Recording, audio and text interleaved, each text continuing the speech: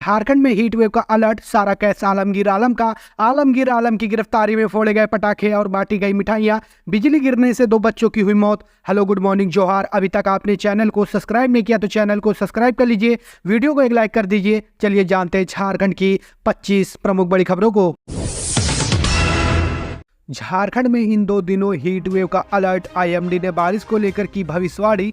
मौसम विभाग के अनुसार अगले 3 से 4 दिनों में अधिकतम तापमान में 3 से 5 डिग्री का उछाल भी आने के आसार हैं। दरअसल कुछ दिनों से बारिश की वजह से झारखंड में तापमान में गिरावट दर्ज की गई थी। मौसम विभाग ने 18 और 19 मई के लिए हीट वेव का येलो अलर्ट भी जारी कर दिया है। इसका ज्यादातर असर संथाल परगना और कोल्हान क्षेत्र में देखने को मिलेगा। मौसम विभाग के मुताबिक 20 मई को मौसम में फिर से बदलाव के संकेत हैं। इस दिन राज्य में कहीं कहीं बादल छाने और तेज हवा व गरज के साथ छुटपुट बारिश हो सकती है, यानी राज्य में 20 मई को बारिश हो सकती है। मौसम विभाग के अनुसार लू का अलर्ट संथाल और कोल्हान प्रमंडल के जिलों में रहेगा। 18 मई को गोड्डा, साहिबगंज, पाकुड़, जामताड़ा, दुमका, देवघर तथा कोल्हान के पूर्वी और पश्चिम सिंहभूमि व सरायकेला खरसावां जिले में कहीं कहीं लू चल सकती है। वहीं 19 मई को इन जिलों के साथ साथ गढ़वा और पलामू में भी कुछ स्थानों पर हीट वेव का अलर्ट है। राज्य में पिछले 24 घंटे में हजारीबाग, जामताड़ा, गिरिडीह जिले में तेज हवा के साथ हल्की बारिश हुई। वहीं अन्य जिलों का पारा 40 डिग्री के पार रहा। बेदिनी नगर का तापमान सर्वाधिक 41.8 डिग्री दर्ज किया गया। विभिन्न जिलों के अधिकतम तापमान में 1 से 2 डिग्री की वृद्धि हुई है। सरायकेला, गोड्डा, पाकुड़ का पारा भी 40 डिग्री से अधिक रहा।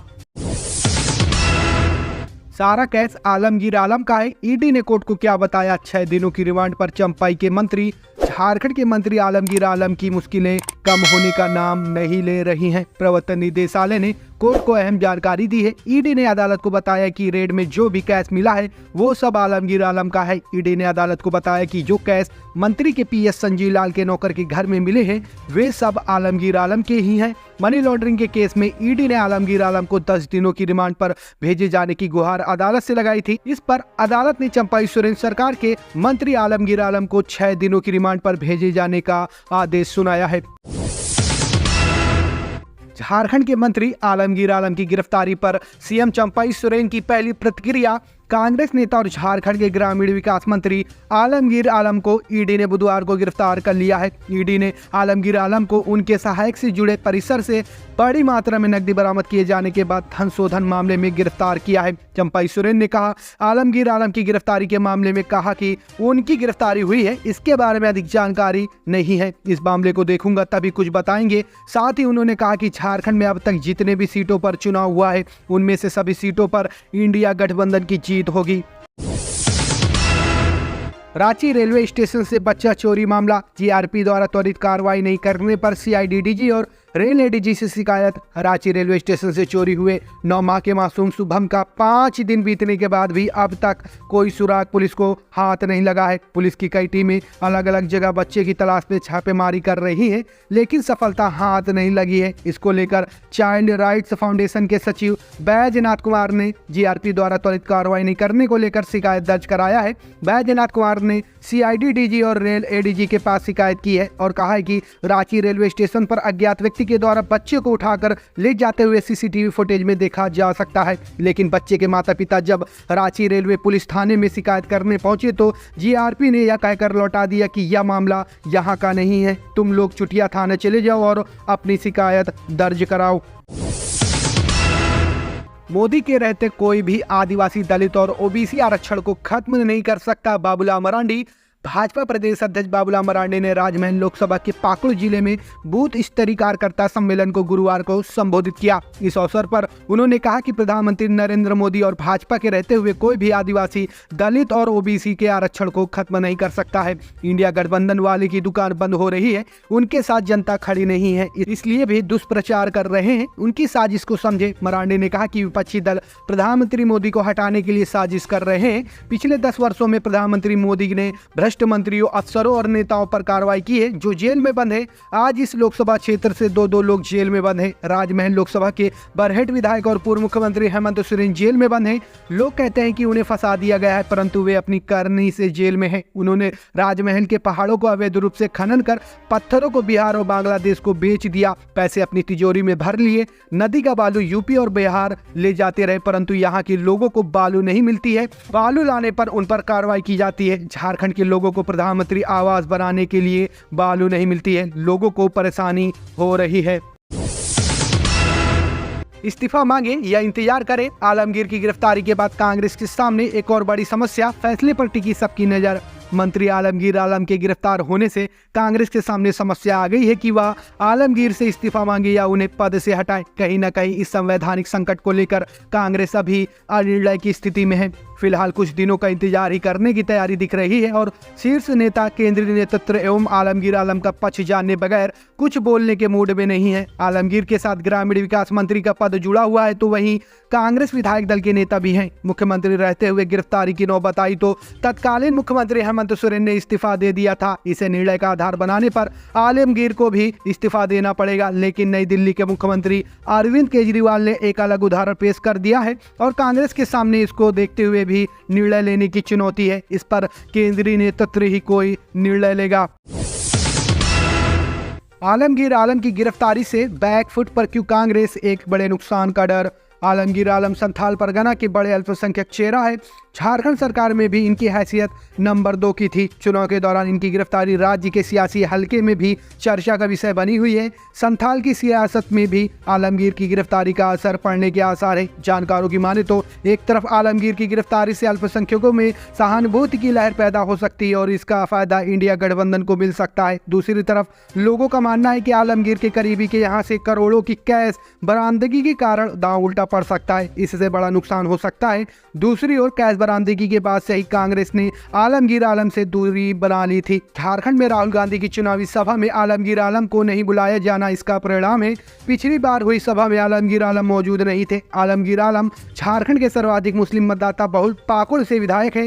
कैश कांड के बाद प्रधानमंत्री नरेंद्र मोदी से लेकर भाजपा के स्टार प्रचारक आलमगीर आलम पर बोल रहे हैं। संथाल के 3 लोकसभा क्षेत्र दुमका, गोड्डा और राजमहल में अंतिम चरण यानी 1 जून को मतदान होना है। मतदान के एक पखवाड़ा पहले आलमगीर की ईडी द्वारा गिरफ्तारी का असर तीनों सीटों पर भी अवश्य पड़ेगा। बहरहाल देखना यह है कि संथाल के मतदाता इसे किस रूप में लेते हैं, या परिणाम आने के बाद ही पता चलेगा। इतना तो स्पष्ट है कि आलमगीर की गिरफ्तारी से कांग्रेस बैकफुट पर है। अस्पतालों में 1.5 माह से टीबी की दवा खत्म, जिले के 3600 मरीजों की बिगड़ रही स्थिति। पूर्वी सिंहभूम जिले के सभी 11 प्रखंडों में करीब 1.5 माह से टीबी बीमारी की दवा नहीं है या आउट ऑफ स्टॉक और आउट ऑफ मार्केट है। सभी प्रखंड के सामुदायिक स्वास्थ्य केंद्रों व प्राथमिक स्वास्थ्य केंद्रों में टीबी की दवा नहीं है। जिले में फिलहाल टीबी के 3600 मरीज है। दवा के अभाव से उनकी हालत बिगड़ रही है। सबसे ज्यादा परेशानी सबर बिरहोर टीबी मरीजों को है। उनके पास न पौष्टिक आहार है न आराम। स्वास्थ्य विभाग के पदाधिकारियों के अनुसार लोकसभा चुनाव की घोषणा के साथ ही टेंडर रुक गया। ऐसे में टीबी की दवा की आपूर्ति नहीं हो रही है। पूर्वी सिंहभूम ही नहीं बल्कि पूरे राज्य में टीबी की दवा आउट ऑफ स्टॉक है। किसी सरकारी अस्पताल में टीबी की दवा नहीं है। स्वास्थ्य पदाधिकारी कहते हैं कि टीबी मरीज को कई फेज में दवा दी जाती है। फेज 1 प्रथम 2 माह के मरीज, 4 माह और 6 माह के मरीजों को 3 किस्म की दवा दी जाती है। किसी किस्म की दवा नहीं है। फेज 1 प्रथम 2 माह की दवा नहीं मिलने से मरीजों को ज़्यादा परेशानी होती है। बाजार में निजी दवा दुकानों में भी टीबी की दवा नहीं है। दुकानदार कहते हैं टीबी मरीजों का इलाज सरकारी अस्पताल में होता है। ऐसे में खुले बाजार वाले टीबी की दवा नहीं रखते। दुमका में बिजली गिरने से 2 बच्चों की हुई मौत। दुमका मुफस्सिल थाना क्षेत्र के चिरुडी गांव में गुरुवार दोपहर को हुए वज्रपात में 2 बच्चों की मौत हो गई। इस घटना में चिरुडी गांव निवासी इब्राहिम अंसारी का बेटा मिसवाज अंसारी और शिकारीपाड़ा थाना क्षेत्र में मझलाडी गांव निवासी का ताज हुसैन का बेटा मोहम्मद इनायत हुसैन शामिल थे। परिजनों ने बताया कि गुरुवार की दोपहर को बादल छाने के बाद दोनों बच्चा घर के सामने पेड़ के नीचे खेल रहा था। अचानक वज्रपात होने से दोनों बच्चे बेहोश होकर गिर गए। परिजनों की नजर पड़ी तो आनंद फानन में दोनों को उठाकर फोलो झानो मेडिकल कॉलेज अस्पताल लाया गया, जहां जांच के बाद चिकित्सकों ने दोनों को मृत घोषित कर दिया। मौत की खबर सुनते ही परिजनों का रो रो कर बुरा हाल है। अस्पताल प्रबंधन के द्वारा घटना की जानकारी नगर थाने को दे दी गई है। जानकारी के मुताबिक मोहम्मद इनायत हुसैन चिरुडी गांव में अपने मामा के घर में रहकर पढ़ाई कर रहा था। बोकारो में राजेश ठाकुर ने भाजपा प्रत्याशी ढिल्लो महतो पर लगाया आपराधिक छवि का प्रत्याशी होने का आरोप। लोकसभा चुनाव के बीच प्रदेश कांग्रेस अध्यक्ष राजेश ठाकुर अपने दौरे के दौरान अपने गृह जिला बोकारो पहुंचे। बोकारो पहुंचने पर उन्होंने चास में पत्रकारों से बात करते हुए धनबाद के भाजपा लोकसभा प्रत्याशी ढिल्लू महतो पर आपराधिक छवि का प्रत्याशी होने का आरोप लगाया। प्रदेश कांग्रेस अध्यक्ष राजेश ठाकुर ने कहा कि भाजपा के नेताओं में आज जमीर जिंदा है। यही कारण है कि दीनदयाल उपाध्याय की बातों को ध्यान में रखते हुए बड़े नेताओं ने ढिल्लू महतो के चुनाव प्रचार से अपने आप को किनारा कर रखा है। यही कारण है कि बड़े नेताओं का दौरा लगातार धनबाद लोकसभा क्षेत्र में रद्द हो रहा है। राजेश ठाकुर ने कहा कि भाजपा नेताओं को यह लग रहा है कि पार्टी ने भले ही ढिल्लू महतो को उम्मीदवार बनाया है, लेकिन उसकी छवि आपराधिक प्रवृत्ति की है। ऐसे में सभी लोग चुनाव से अपने आप को अलग कर रखे हैं। राजेश ठाकुर ने भाजपा के प्रदेश नेतृत्व पर हमला किया और कहा कि भाजपा प्रदेश नेतृत्व पूरी तरह से खत्म हो चुका है। यही कारण है कि अब देश के प्रधानमंत्री को झारखंड में बार बार दौरा करना पड़ रहा है और रात में रहना पड़ रहा है। उन्होंने कहा कि आने वाले दिनों में यह देखने को मिलेगा कि देश के केंद्रीय मंत्री छोटी छोटी नुक्कड़ सभा करने के लिए विवश हो जाएंगे, क्योंकि यह नेतृत्व की सफलता का सबसे बड़ा कारण होगा। प्रदेश के लोगों को भाजपा के प्रदेश नेतृत्व से कोई उम्मीद नहीं है। रांची की ट्रैफिक संभालने में होमगार्ड के जवान भी लगेंगे। रांची की ट्रैफिक व्यवस्था संभालने के लिए होमगार्ड के जवानों को भी लगाया जाएगा। करीब 600 जवानों की इसके लिए पोस्टिंग की जाएगी। सरकार की ओर से बुधवार को यह जानकारी हाईकोर्ट को दी गई। इस पर जस्टिस आर मुखोपाध्याय और जस्टिस दीपक रोशन की अदालत ने गृह विभाग को यह बताने को कहा कि होमगार्ड जवानों को कब से ट्रैफिक संभालने की जिम्मेवारी दी जाएगी। रांची की ट्रैफिक व्यवस्था सुधारने के लिए दायर जनहित याचिका पर सुनवाई के दौरान अदालत ने यह जवाब मांगा। शुक्रवार को भी यानी कि आज मामले की सुनवाई होगी। सुनवाई के दौरान सरकार की ओर से बताया गया कि रांची में पंडरा, डोरंडा सहित 4 नए यातायात थाना बनाए जाने हैं।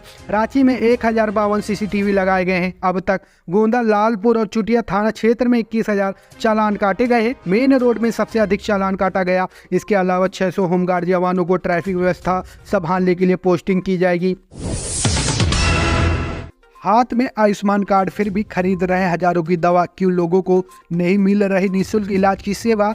आयुष्मान योजना के तहत इसके लाभुकों को इलाज में 5 लाख रुपए तक का सहयोग मिलता है। जिनके पास आयुष्मान योजना का कार्ड है वे किसी भी अस्पताल में पैकेज के अनुसार निःशुल्क इलाज करवा सकते हैं। सरकारी अस्पतालों में भर्ती मरीजों के पास कार्ड पड़ा है और बाहर से हजारों रुपए देकर दवा खरीद रहे हैं। दूसरी ओर निजी अस्पतालों में भी बकाया बताकर 1 लाख के अंदर का इलाज किया जा रहा है। इलाज में अधिक का बजट आने पर मरीजों को खुद से पैसे की व्यवस्था कर इलाज करने को कहा जा रहा है। निजी अस्पताल संचालक करोड़ों रुपए का भुगतान नहीं होने का रोना रो रहे हैं, तो सरकारी अस्पताल में ऐसे लाभुकों को पूछने वाला कोई नहीं है। ऐसा नहीं है कि लाभ बिल्कुल नहीं मिल रहा, लेकिन पूरी तरह निःशुल्क सेवा नहीं मिल रही है। आयुष्मान योजना रिम्स के नोडल अधिकारी डॉक्टर राकेश रंजन बताते हैं कि मरीजों को आयुष्मान योजना का लाभ दिया जाता है, लेकिन कई स्तर में कमियां रह जाती हैं, जिन्हें चिन्हित कर ठीक भी किया जा रहा है। जो भी शिकायतें आती हैं उन पर तुरंत राहत देने का काम शुरू होता है। आयुष्मान मित्रों को सजग किया जाएगा ताकि हर एक लाभुकों को लाभ मिल सके। उन्होंने बताया कि अभी रिम्स का आयुष्मान योजना के तहत करीब 10 करोड़ रुपए का बकाया है, फिर भी इस योजना से मरीजों को लाभ देना बंद नहीं किया गया। मालूम हो कि निजी अस्पतालों में इस योजना के तहत कई इलाज प्रभावित है, क्योंकि उनके बकाये का भुगतान नहीं हो पाया है। क्या आप चला रही झारखंड की सरकार? कल्पना सोरेन ने दिया चौंकाने वाला जवाब। झारखंड में लोकसभा चुनाव को लेकर सरगर्मी तेज है। इसी बीच झारखंड के पूर्व मुख्यमंत्री और जेएमएम के नेता हेमंत सोरेन की पत्नी कल्पना सोरेन ने दावा किया है कि हम राज्य की सभी 14 सीटें जीतेंगे। क्या कल्पना सोरेन सरकार चला रही है? इस सवाल पर कल्पना ने न्यूज झारखंडी से खास बातचीत में कहा कि हेमंत सोरेन के लिए एक मजबूत आवाज की जरूरत है, और अगर ये उनके घर से ही है और वो मैं ही हूँ तो इसमें गलत क्या है? अगर ये जिम्मेदारी मैं निभा रही हूँ तो गलत क्या है? गांडेय विधानसभा सीट से उपचुनाव लड़ रही कल्पना ने आगे कहा, 31 जनवरी से माहौल बदला और सार्वजनिक तौर पर आई हूँ, स्टार प्रचारक बनी हूँ। हेमंत सोरेन जेल में है, लेकिन 3.5 करोड़ की जनता साथ है। कल्पना सोरेन ने कहा कि इंडिया गठबंधन का साथ मिला है। न्याय रैली में राहुल गांधी ने बोलने का मौका दिया, रामलीला मैदान में भी भाषण दिया, मजबूती मिली है। बीजेपी द्वारा सुनियोजित तरीके से षड्यंत्र रचा गया। उन्होंने कहा जिनसे इनको लगता था कि सबसे ज्यादा खतरा है, उन्हीं को बीजेपी ने जेल भिजवाया है। वे है अरविंद केजरीवाल और हेमंत सोरेन। मंत्री आलमगीर आलम की गिरफ्तारी पर पाकुड़ में फोड़े गए पटाखे और बांटी गई मिठाइयां। व्यवसायी शंभू नंदन ने जिला मुख्यालय में हरी डांग बाजार में व्यवसायियों और राहगीरों के बीच मिठाइयां बांटी। शंभू नंदन ने बताया कि 22 जून 2020 में बरहरवा नगर पंचायत टोल टैक्स का टेंडर नहीं लेने की धमकी तत्कालीन मुख्यमंत्री हेमंत सोरेन के विधायक प्रतिनिधि पंकज मिश्रा ने मंत्री आलमगीर आलम के मोबाइल से दी थी। उसके बाद टेंडर में भाग लेने पर उनके गुर्गे ने मारपीट भी की थी। इसी मामले को लेकर बरहरवा थाने में प्राथमिकी भी दर्ज कराई गई थी। शंभू नंदन ने बताया कि उन्हें कानून पर विश्वास था कि उन्हें न्याय मिलेगा और आज प्रवर्तन निदेशालय ने रांची में पूछताछ के बाद मंत्री को गिरफ्तार कर लिया। उनके पीएस के नौकर के घर छापेमारी में करोड़ों रुपए बरामद किए गए। उन्होंने बताया कि टेंडर मैनेज कर जमा की गई राशि जब्त कर उनके पीएस और उनके नौकर के बाद मंत्री को भी गिरफ्तार कर लिया गया, जिसके कारण सिर्फ उन्हें नहीं बल्कि राज्य के हजारों व्यवसायियों एवं संवेदकों में काफी खुशी है। अब नहीं चलेगी दादागिरी, दुकानों पर एमआरपी से अधिक कीमत पर नहीं बेची जाएगी शराब, पकड़े गए तो खैर नहीं। राज्य में अवैध शराब व एमआरपी से अधिक वसूली पर लगाम कसने की कवायद तेज है। उत्पाद एवं मद्य निषेध विभाग के सचिव मुकेश कुमार ने सभी जिले के सहायक आयुक्त उत्पाद अधीक्षकों को स्पष्ट निर्देश दे दिया है कि किसी भी कीमत पर अनियमितता बर्दाश्त नहीं की जाएगी। उन्होंने कहा कि एमआरपी से अधिक कीमत पर शराब बिकी तो उस उत्पाद दुकान के कर्मचारी के साथ साथ संबंधित एजेंसी पर भी कार्रवाई होगी। उत्पाद सचिव के इस निर्देश का असर देखने लगा है। सभी जिले में वहां के सहायक आयुक्त उत्पाद प्रेस कॉन्फ्रेंस कर या सूचना आम जनता में प्रसारित कर रहे हैं कि जहां भी इस तरह की अनियमितता मिले उसका विरोध करें और विभाग को इसकी सूचना दे। इसका असर यह पड़ा है कि पहले जिस तरह खुदरा शराब दुकानदार हक व दादागिरी से एमआरपी से अधिक मांगते थे, अब ऐसा नहीं है। हालांकि यह समस्या पूरी तरह खत्म नहीं हुआ है, जिसे खत्म करने की कोशिश जारी है। अग्निशमन वाहन की सेवा लेने वाले को देने होंगे 5,000 रुपए शुल्क। झारखंड अग्निशमन सेवा विभाग की ओर से अग्निशमन वाहन दलों की प्रतिनियुक्ति विभिन्न संस्थानों व प्रतिष्ठानों में अग्नि सुरक्षा एवं बचाव कार्य के आवेदन के आलोक में नए सिरे से शुल्क वसूली निर्धारित किया गया है। गृह रक्षा वाहिनी एवं अग्निशमन सेवा के महानिदेशक सह महासमादेष्टा ने इसके लिए जिले को पत्र भेजा है। पत्र के माध्यम से बताया गया कि वाटर टेंडर सहित फॉर्म टेंडर व वाटर बाउजर प्रति 6 घंटे के लिए 5,000 रुपए दे होंगे। वहीं पंपिंग कार्रवाई के लिए 1,000 रुपए व खपत किए गए फॉर्म के लिए प्रति लीटर 200 रुपए शुल्क देने होंगे। साथ ही प्रतिनियुक्ति स्थल पर आने जाने के लिए उपयुक्त पेट्रोल मोबिल ऑयल की लागत अग्निशमन कार्यालय से 10 किलोमीटर से अधिक कार्य क्षेत्र से बाहर जाने की स्थिति में निर्धारित शुल्क का 25% मशीनों के हाथ मूल्य के रूप में दे होगा। पत्र में बताया गया कि इन सभी का अग्रिम भुगतान गृह रक्षा वाहिनी व अग्निशमन सेवा झारखंड रांची के महानिदेशक सह समादेष्टा के पक्ष में बैंक ड्राफ्ट व कोषागार चालान से करना होगा। साथ ही ड्यूटी के रूप में अग्निशमन सेवा के सदस्यों की तैनाती लगातार 12 घंटे से अधिक होती है तो ड्यूटी के लिए अनुरोध करने वाले संस्थान उन लोगों के लिए आवास सहित भोजन की निःशुल्क व्यवस्था करेंगे। निजी संस्थानों में अग्निशमन वाहन प्रतिनियुक्ति के दौरान यदि सरकारी कार्य व विधि व्यवस्था अंतर्गत अग्निकांड जैसी घटना होती है तो उस स्थिति में तत्काल उक्त स्थल के लिए अग्निशमन वाहन दल भेजने के लिए विभाग स्वतंत्र होगा। बोकारो में वाहन जांच के दौरान 5 लाख कैश बरामद, जांच में जुटी पुलिस। बड़ी खबर बोकारो से है, जहां पुलिस ने चास मुफस्सिल थाना क्षेत्र के तिलमोचो ब्रिज एसएसटी चेक नाका में वाहन जांच के दौरान 5 लाख रुपए जब्त कर लिया है। उत्तर प्रदेश के रहने वाले केदारनाथ यादव के पास से पैसे बरामद किया गया है। जांच टीम पैसे को लेकर जांच कर रही है। झारखंड में तीसरी बार धंसा करोड़ों से बना धानापाली पुल, रिस्क लेकर आना जाना बरकरार। मनोहरपुर प्रखंड के झारखंड उड़ीसा सीमा स्थित धानापाली में बना करोड़ों का पुल तीसरी बार धंस गया। पुल को लेकर ग्रामीणों में काफी रोष है। पुल धंसने के बावजूद ग्रामीण जान जोखिम में डालकर आना जाना कर रहे हैं। बताते चले कि यह पुल 2008 में बनाया गया था।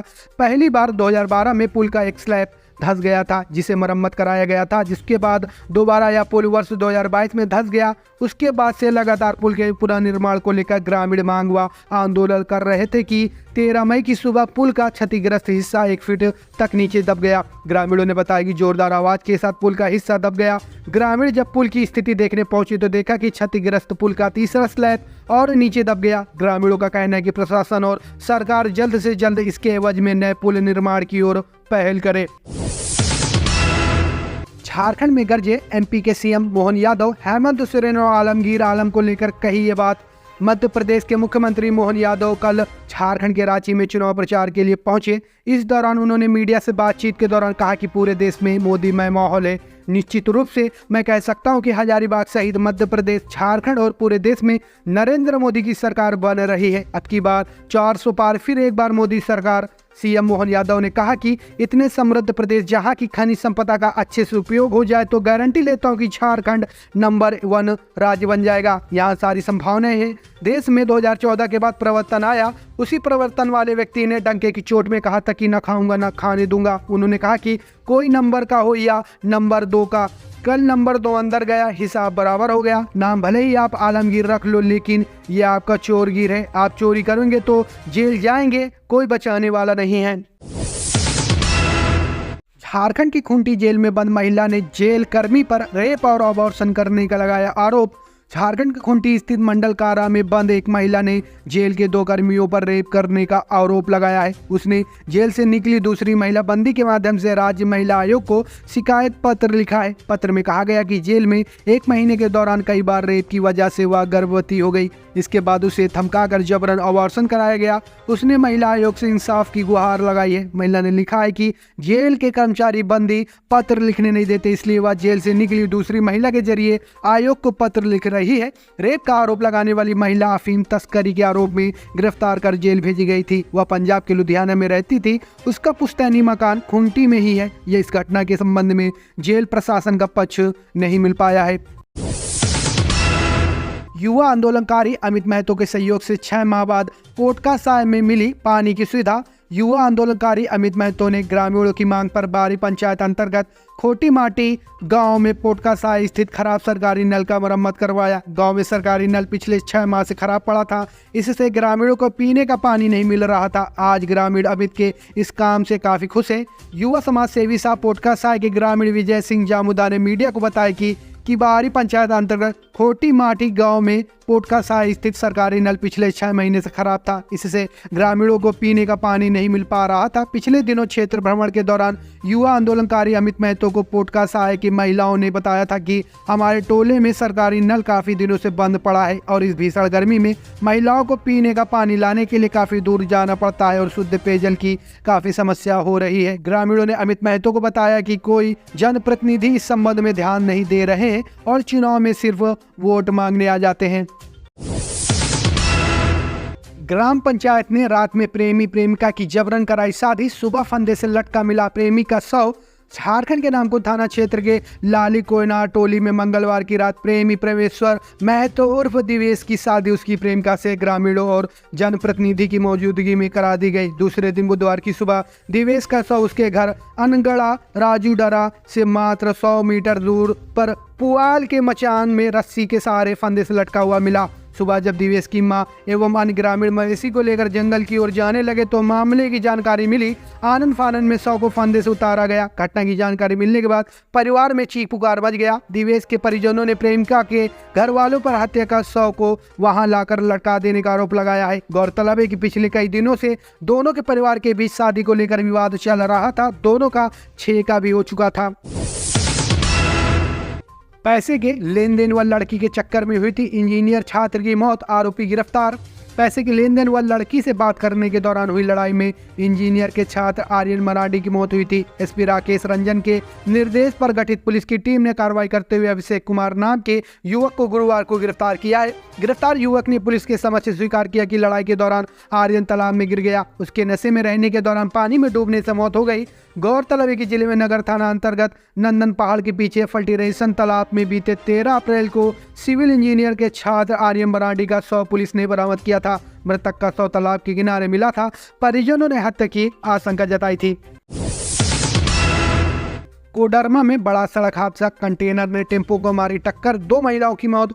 चंदवारा थाना क्षेत्र के रांची पटना रोड स्थित मदन गुंडी के पास गुरुवार दोपहर करीब 12 बजे हुए सड़क हादसे में 2 महिलाओं की मौत हो गई, जबकि एक व्यक्ति की गंभीर रूप से स्थिति बताई जा रही है। जानकारी के अनुसार मदन गुंडी के पास NHAI के द्वारा चयनित एजेंसी RKS के द्वारा 4 लेन चौड़ीकरण का कार्य लंबे समय से चल रहा है। यहाँ ओवरब्रिज के आगे सड़क 4 लेन से अचानक 2 लेन में तब्दील हो जाती है। इस वजह से आए दिन हादसे हो रहे हैं। बताया जा रहा है कि गुरुवार दोपहर को टेम्पो JH 02BN 9404 पर सवार 2 महिलाएं तलैया से पेंशन का पैसा लेकर उरुआ की ओर जा रही थी। इसी दौरान विपरीत दिशा से आ रहे कंटेनर ने टेम्पो को सीधे टक्कर मार दी। हादसे में गंभीर रूप से घायल महिला हुआ। टेम्पो चालक को तत्काल सदर अस्पताल कोडरमा में ले जाया गया, जहां डॉक्टरों ने दोनों महिलाओं को मृत घोषित कर दिया, जबकि गंभीर रूप से घायल बैजनाथ यादव को प्राथमिक उपचार के बाद रांची रेफर कर दिया गया। घटना की जानकारी मिलने पर अंचल अधिकारी अशोक कुमार भारती, थाना प्रभारी अरविंद कुमार व अन्य मौके पर पहुंचे व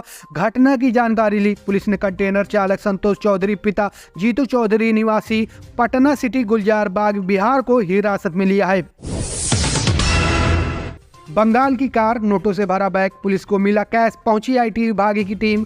जामताड़ा के महिजामा थाना पुलिस ने नाकेबंदी के दौरान एक कार से करीब 16 लाख कैश रुपए बरामद किया है। अब बरामद किए गए पैसों को लेकर पुलिस ने अपनी जांच शुरू कर दी है। इसके साथ ही इनकम टैक्स विभाग को भी इसके बारे में सूचना दे दी गई है। कार चालक के पास कैश से संबंधित कोई स्पष्ट कागजात भी नहीं थे। इसके बाद पुलिस ने मौके पर आयकर विभाग को टीम को सूचना दिया। पुलिस और आयकर विभाग के अधिकारी धनराशि के बारे में पूछताछ करने में जुट गए हैं। मिली जानकारी के मुताबिक कार पश्चिम बंगाल की ओर से जामताड़ा जा रही थी। कानगोई चेक नाका पर पुलिस ने तलाशी के दौरान गाड़ी को पकड़ा। चौकी प्रभारी राजीव कुमार अपनी टीम के साथ नाकेबंदी किए हुए थे। सफेद रंग की हुंडई वर्ना कार वहां पहुंची तो पुलिस ने गाड़ी को रुकने का इशारा किया। पुलिस को सामने देखकर कार चालक हड़बड़ा गया और कार की गति बढ़ा दी, लेकिन पुलिस ने कार को रुकवा ही लिया। पुलिस ने शक के आधार पर कार की तलाशी ली तो बैग में रुपए रखे हुए मिले। पुलिस ने धनराशि के बारे में कार सवार से पूछताछ की तो कुछ जवाब नहीं दे पाया। फिलहाल कैश को कब्जे में ले लिया गया है। कार चालक और गाड़ी को साथ लेकर पुलिस चौकी पहुंच गई। जांच के दौरान बैग में 500, 200, 100 के नोट मिले हैं।